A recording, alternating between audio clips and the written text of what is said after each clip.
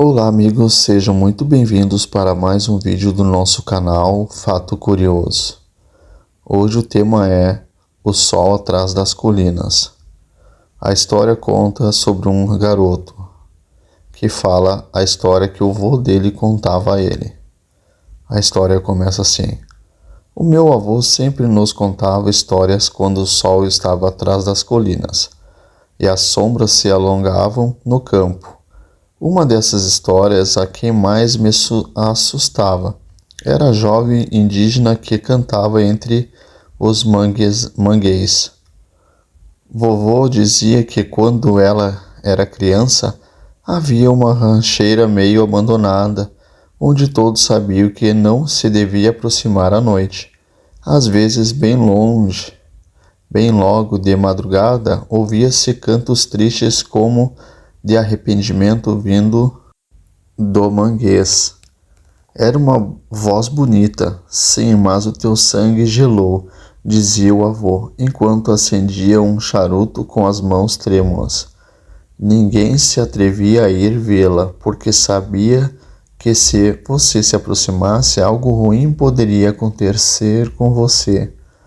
A jovem chamava-se Xochitl, uma garota indígena que viveu no rancho muitos anos atrás do avô ser menino.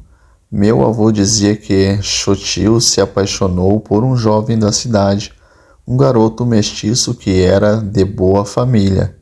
Eles escapavam à noite para se verem entre os mangueiros porque ninguém os via. E lá ao pé da colina a lua iluminava e os dois escondiam-os ao mesmo tempo. Mas como normalmente aconteceu, alguém os descobriu. A família do garoto não queria que ele continuasse com Xochitl, porque achava que não era boa para ele, que não era do nível dele. Sabe como se dizem essas coisas antes? Então o jovem, que era bem covarde, parou de ir ver a garota e abandonou sem dizer uma palavra. Xochitl, com o coração na mão, partiu, foi para os mangueiros e ficou lá contando sua tristeza, esperando que ele voltasse. Uma noite as pessoas da cidade ouviram o meu canto mais alto do que nunca, como se o vento trouxesse suas dores para a casa de adobe e os fizesse tremer. Essa voz rasgava sua alma, dizia meu avô. Dizem que no dia seguinte encontraram o corpo de Xochitl deitada entre os manguês, com a boca aberta e os olhos olhando para o céu, como se quisesse arrancar o coração de tanto chorar. Morreu de tristeza, disseram eles, mas a coisa não acabou aí. Porque desde então, nas noites em que havia lua cheia, eles diziam que se podia ouvir o seu canto, o mesmo que entoava quando esperava pelo seu amor. E era melhor não se aproximar, porque se você fosse para onde vinha o canto, a coisa ficava feia. Puxando sua morte, dizia o avô e cuspia no chão, como se estivesse tirando uma gota ruim da boca. O primo do avô, que ele chamava El Chivo, foi um daqueles que não acreditou na história e uma noite bêbado, como era costume, decidiu ir com alguns amigos buscar a garota que cantava entre os manguês. Se a vida lhe dói tanto, por que lhe bebemos um copo para que esqueça? Disseram rindo, acreditando que era apenas uma lenda para assustar o menino.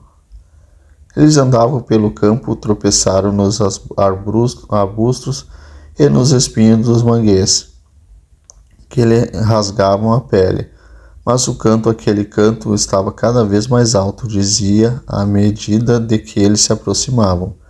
A voz da garota ficava mais nítida, mais clara, como se ela chamasse pelo nome. E ao longo ao luar eles viram uma figura de branco com cabelos compridos e solto, cantando suavemente como se encosta uma criança. O Chivo e seu amigo se aproximaram rindo e gritando com a garota, mas de repente perceberam algo. A figura não tinha cara, onde devia estar seus olhos e a sua boca. Havia apenas uma sombra, um vazio que parecia engolir a luz. De repente o canto tornou-se um grito agudo, como um lamento de todos os mortos do mundo. A figura virou-se para eles e começou a avançar, e quando deu um passo, os manguês parecem abrir-se para deixá-lo passar. Correram como nunca, mas El Chivo não foi rápido o suficiente. Contava o avô com a voz baixa, quase com uns sussurros, dizendo que quando caiu no chão, viram que a figura alcançou e sussurrou algo ao ouvido, e daí ficou calado para sempre. O Chivo apareceu no dia seguinte na cidade com o cabelo todo grisalho e os olhos perdidos. Ele nunca mais falou nem rir, nem que se ouvia canto da garota. Ela começava a tremer e chorar como uma criança. Até hoje, se você aventurar por essas colinas e ouvir o canto da mulher entre os manguês, é melhor virar-se para não olhar para trás, porque Xochitl ainda está lá procurando o seu amor, e se você vir, talvez arraste com ela a escuridão.